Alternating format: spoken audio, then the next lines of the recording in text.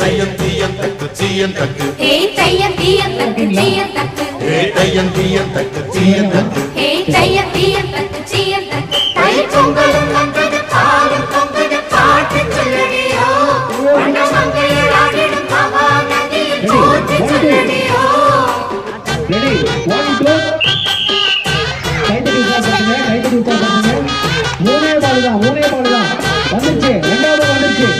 மூணாவது பாலும் போட்டு பாஸ்டா கல்மேடு தாண்டி வரும்